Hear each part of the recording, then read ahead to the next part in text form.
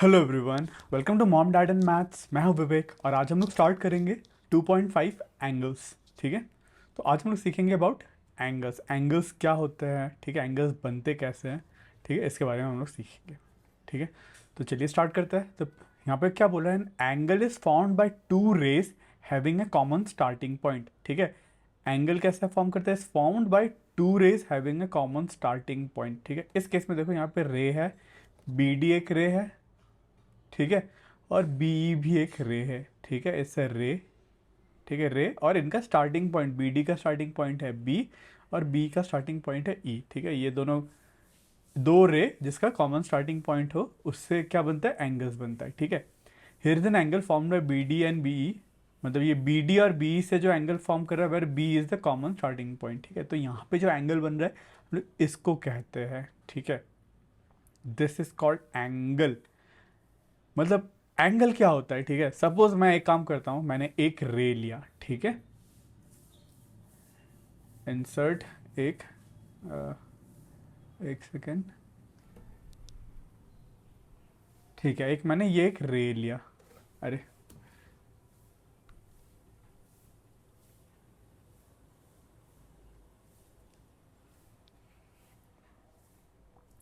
ठीक है, दिख रहा है।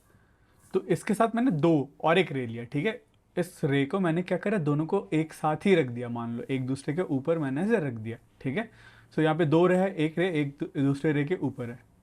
ठीक है, अब मैं क्या करूंगा, किसी एक रे को पकड़ूंगा, मैं इसको ऐसे घुमाऊंगा। ठीक है, सो घुमाने पे क्या होता है, देखो ये वाला जो फिगर बन रहा है, इस फिगर को एक बार मैं कॉपी कर लेता हूँ, ट्रू सी, ठीक है, ट्रू बी। इस फिगर को अभी बाद में आते हैं, पहले इस फिगर को देखो। ठीक है, इससे पहले फिगर कैसा था, सबसे पहले फिगर एक दूसरे के ही ऊपर था। ठीक है, ये ऐसा ओवरलैप हो रहा था। अब मैंने इस फिगर में क्या करा, इस फिगर में उसको मैंने थोड़ा सा इसको घुमा दिया, इसको रोटेट कर दिया। ठीक है, सो ये रोटेट करने पे हम लोग का क्या क्या चेंज हो रहा है, इनके बीच में एंगल चेंज हो रहा है। ठीक है, this is the angle. So angle is basically क्या होता है, अमाउंट ऑफ रोटेशन। ठीक है, मैं और रोटेट करता हूँ। ठीक है, एक काम करता हूँ, इसको लेता हूँ, ठीक है, अब की बार मैं क्या करूँगा, इसको और रोटेट करता हूँ। ठीक है, इस बार मैं इसको पकड़ता हूँ, इसको और रोटेट करता हूँ। अब की बार क्या हो गया, एंगल और बढ़ गया, बढ़ रहा है। ठीक है, इधर पे कम एंगल था, इधर पे एंगल और बढ़ गया। ठीक है, आई होप आपको समझ में आएगा एंगल क्या होता है। Angle is amount of rotation. ठीक है, आपने कितना रोटेट करा उसका मेजर ये होता है एंगल। ठीक है, इसमें मैंने ज़्यादा रोटेट करा, इसमें कम रोटेट करा। ठीक है, चलिए अब बुक में आते हैं, बुक में क्या बोल रहे हैं। ठीक है, here angle found by rays B D and B where B is common starting starting point. ठीक है, यहाँ पे एंगल फॉर्म हो रहा है, बोल रहा है ये, जहाँ पे बी डी रे है, बी रे बी ई भी रे है और बी उनका स्टार्टिंग पॉइंट है। ठीक है, तो point B is called the vertex. ठीक है, जिस पॉइंट पे दो रेज मिल रहे होंगे उसको क्या हम लोग कहेंगे, वर्टेक्स। इसे हम लोग कहते हैं वर्टेक्स। ठीक है, नाम याद रखना। वैसे नहीं भी रखे तो कोई प्रॉब्लम नहीं, क्योंकि काफ़ी सिंपल वर्ड है, मैं इतना बार रिपीट कर लूँगा आपको याद ही हो जाएगा। ठीक है, point B is called vertex of angle. ठीक है, इस एंगल का जो है यहाँ पे जो एंगल फॉर्म हो रहा है ये इस एंगल का वर्टेक्स है बी। ठीक है, इसके बाजू वाला जो जिधर जिस वर्टेक्स से एंगल फॉर्म कर रहा है उसको हम लोग उस एंगल का वर्टेक्स कहते हैं। ठीक है, इस कॉल्ड। उसके बाद यहाँ पे जो ये बी डी जो है, इसको ये बी डी जो रे है, इसको हम लोग बी डी रे ना कह के इसको आर्म्स ऑफ दैट एंगल भी कह सकते हैं, इस एंगल्स के आर्म। ठीक है, इसी आर्म्स को लेके एंगल बना है। ठीक है, so B D and B E are called arms of the angle. ठीक है, how can we name the angle. ठीक है, अब एंगल का नेमिंग बताया। सो बेसिकली यहाँ पे हम लोग को नेमिंग करने के एंगल में एक साइन आता है, सिंबल आता है। ठीक है, जैसे कि ये symbol, this symbol signifies angle. ठीक है, एंगल, जैसे कि ये हम लोग ने यहाँ पे देखा ना एंगल बना रहा था, कुछ सिमिलर शेप यहाँ पे भी एंगल बना रहा है। तो ऐसा आपको नहीं लिखना, आपको बस ये दिस एंगल। ठीक है, this is the symbol of an angle. जैसे कि लाइन का सिंबल क्या था, अब अगर एक लाइन होता है ए बी तो आप ऐसे लिखते थे, line segment, sorry, line segment का ऐसे लिखते थे, लाइन होता तो आप ए बी इसके ऊपर ऐसे मार्क करते थे। ठीक है, या फिर रे होता ए बी तो आपको ऐसे मार्क, ये सिंबल होता था रे, लाइन और लाइन सेगमेंट का। वैसे ही एंगल का सेगमेंट ये है। ठीक है, this is the symbol for angle. ठीक है, उसके बाद ये वाला एग्जैक्टली ये वाला एंगल है, तो इसको हम लोग लिखेंगे B D E, B D E, ठीक है। एंगल किस पॉइंट पे, किस वर्टेक्स पे बन रहा है, बी पे बन रहा है, सॉरी सॉरी, तो एंगल बी पे बन रहा है तो हम लोग क्या करेंगे, एंगल डी बी लिखेंगे, डी बी ई। जो वर्टेक्स है वो बीच में आना चाहिए, क्योंकि ये एंगल कैसे बन रहा है, डी बी ई, ठीक है, कुछ ऐसे जाके बन रहा है, डी बी ई, ठीक है, इधर पे एंगल बन रहा है, ठीक है। तो इसीलिए जो वर्टेक्स रहेगा हमेशा बीच में रहेगा। आप ऐसा भी बोल सकते हो, डी बी ई भी बोल सकते हो, ठीक है, ये भी सही है। या फिर आप angle E B D, E B D ये भी बोल सकते हो, मतलब इधर से ऊपर भी बोल सकते हो, ई बी डी, ठीक है। पर जो वर्टेक्स है वो बीच में हमेशा आना चाहिए, ठीक है। आप वर्टेक्स को ऐसा नहीं बोल सकते, बी डी नहीं बोल सकते, ठीक है। वर्टेक्स अभी पहले आ गया, वर्टेक्स को हमेशा बीच में आना चाहिए जहाँ पे एंगल बन रहा है, ठीक है। तो इसको हम लोग या तो एंगल डी बी ई बोलेंगे, ठीक है, या तो एंगल ई बी डी बोलेंगे, E B D, and this is the sign of angle, ठीक है। आई आपको क्लियर है। उसके बाद हम लोग और एक यहाँ पे जो है ना, ये वाला जो मैं कर्व बना रहा हूँ, ठीक है, अगर आपको दिख रहा है यहाँ पे जो कर्व बन रहा है, और ये हम लोग कौन सा एंगल को हम लोग देख रहे हैं, इसको इस कर्व से हम लोग डिनोट करते हैं। सपोज यहाँ पे जो एंगल बन रहा है ये वाला एंगल, ठीक है, कभी कभार दिखाना होता है कौन सा एंगल, तो ये वाला, या तो हम लोग ये बोल के लिख के बताए, या फिर हम लोग एक फिगर से बताए, ठीक है। दिस, ये जो मैं ऐसे कर्व बना दे रहा हूँ, that is also symbol for, ठीक है, एंगल। तो आई होप आपको क्लियर है ये, ठीक है। तो चलिए आगे बढ़ते हैं। अब यहाँ पे क्या आप करिए, विद्या जो है, ठीक है, एक बुक ओपन करिए, शी हैज़ अ बुक, ठीक है, यहाँ पे एक्टिविटी दे रखा है। तो सबसे पहले बुक क्या था, जब ओपन कर रही थी सबसे पहले मान लो बुक क्लोज था, ठीक है। हम लोग देखते हैं, जैसे कि ये बुक है, सबसे पहले बुक क्या था, क्लोज्ड था, ठीक है, अभी तक उसने खोलना शुरू नहीं करा, ठीक है। अब नेक्स्ट केस में क्या हुआ, थोड़ा सा मतलब बुक को ओपन करा, इसका मतलब ये ऐसा कुछ हो गया, ठीक है। फिर नेक्स्ट में ऐसा कुछ आ गया, ठीक है, जैसे कि इस केस में ये वाला, उसका जो कवर था, कवर उसने थोड़ा सा ऊपर उठा लिया, ठीक है। इसे हम लोग केस जीरो कह रहे थे, केस जीरो, जब बुक क्लोज था, ये केस वन। यहाँ पे उसने क्या करा, जस्ट थोड़ा सा मतलब बुक को ओपन करा थोड़ा सा, ठीक है, इसमें ये वाला एंगल फॉर्म कर रहा है, इतना ही उसने ओपन करा, ठीक है। फिर नेक्स्ट स्टेप में वो क्या करते हैं, केस थ्री में बुक को, सॉरी केस टू में थोड़ा ज़्यादा ओपन कर लेती है, ऐसा, थोड़ा सा छोटा बनाता है ऐसा, देन कुछ ऐसा बन जाता है, और थोड़ा सा ओपन करता है कुछ ऐसा, ठीक है। तो इस केस में उसने और भी ज़्यादा ओपन कर लिया, ठीक है, इस केस में बस इतना ही ओपन करा था, इस केस में थोड़ा ज़्यादा ओपन कर लिया, ठीक है। फिर थर्ड केस में इसे हम लोग क्या है, केस टू लिख लेते हैं, केस टू, ठीक है।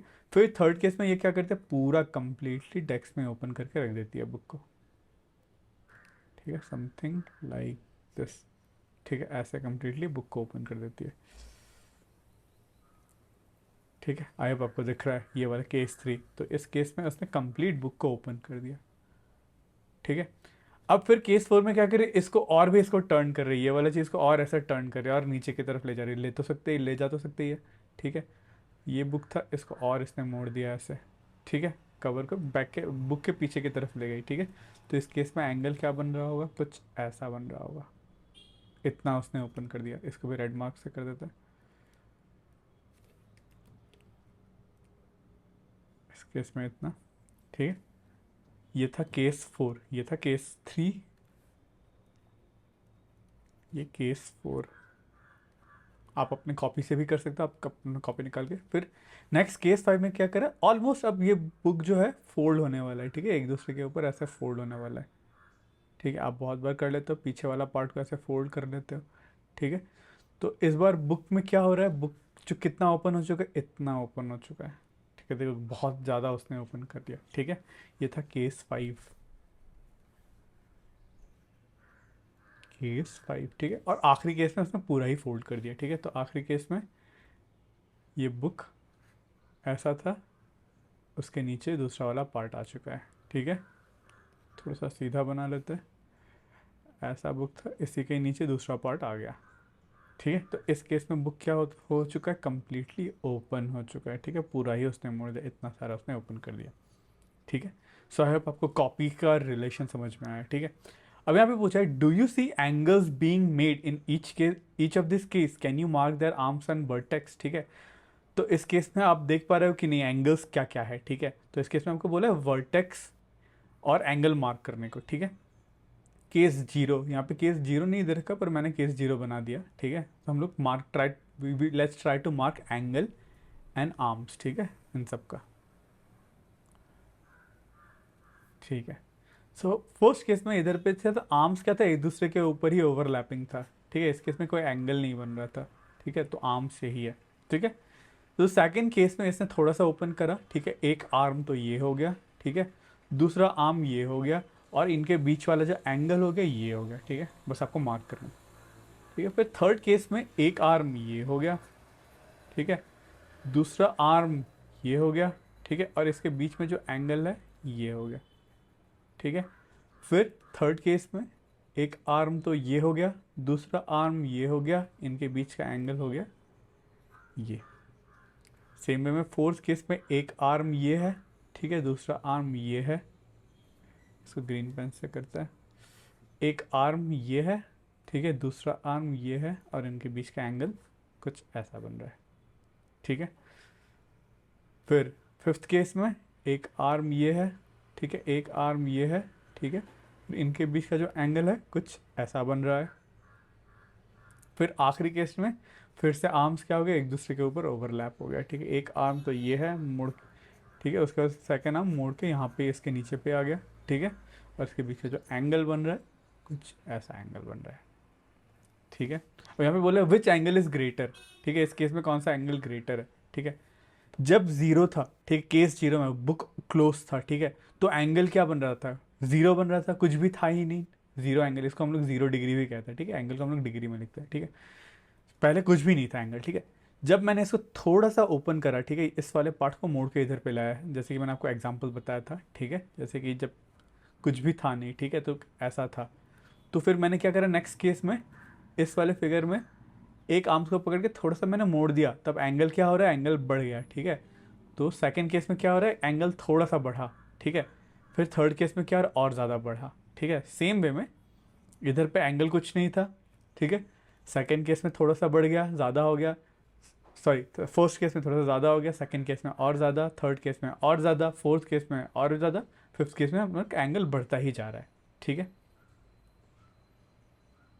और यहाँ पे जो which angle is greater, the angle in case one और केस टू, केस वन और केस टू में कौन सा एंगल बढ़ा है, तो क्लियरली आप बता पाओगे केस टू में एंगल बढ़ा है, क्योंकि उसको हम लोग रोटेट कर ही रहे, इसको ओपन कर ही रहे, ठीक है।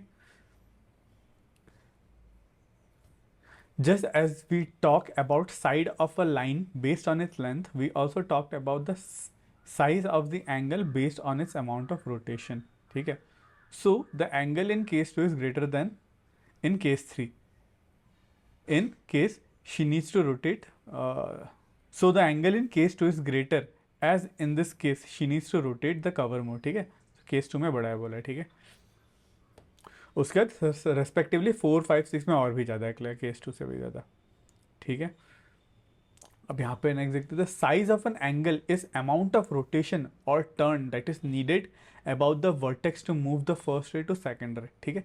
तो दिस इज द एंगल का डेफिनेशन, ठीक है. सपोज हमारे पास दो रे है, ठीक है. सो एंगल क्या होता है, the size of an angle is amount of rotation, ठीक है, कितना रोटेट करना पड़ेगा इसको, ठीक है. जैसे इस केस में मैं इसको कॉपी कर लेता हूँ, इसको मिटा देता हूँ, फिर इसको कॉपी कर लेता हूँ, कंट्रोल सी कंट्रोल वी, इसको मैं थोड़ा सा इधर पे लेके आता हूँ आपको समझाने के लिए.